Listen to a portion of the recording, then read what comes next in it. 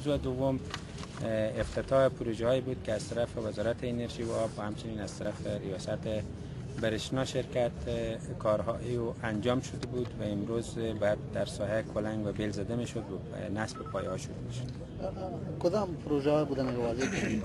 دو پروژه که از طرف وزارت از طرف وزارت انرژی و آب و برشنا قرار امروز عملا کار عملی از شروع بشه، توزیع برق به مرکز ولایت لغمان. اما رقم که شما از گذشته اطلاع دارین، پروژه خط انتقال 110 کیلوولت مرکز ولایت لغمان از نقلو تا خود سب استیشن به طول 96 کیلومتر تکمیل شده بود. یک سب استیشن به ظرفیت 16 مگاوولت آمپر قبلا ساخته شده بود.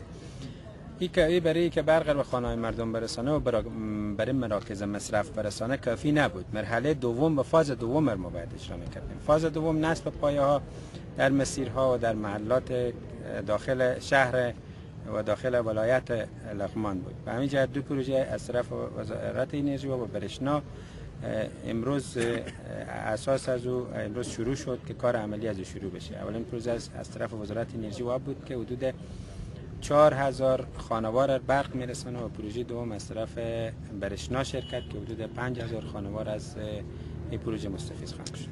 اولیت‌های لغمان چی با خود گرفتن که سرش کار کنیم بخیر در آینده؟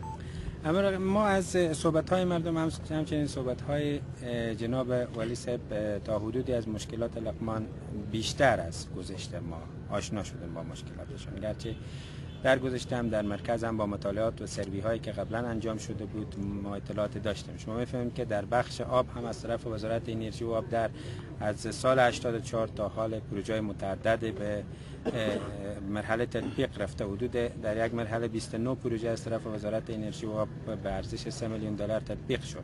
در مرحله دوم از پروژه بانک جهانی یا پروژه از بخش انسجام پروژه‌های وزارت بیشتر از 2 میلیون پروژه به ارزش 2 میلیون و 600 هزار دلار آمریکایی در قسمتی در تطبیق شده از گذشته و قسمت در حال تطبیق. مسائل که ما در لغمان مشاهده کردیم بود که ما زمین‌های وسیع و کشتزارهای بسیار خوب داریم.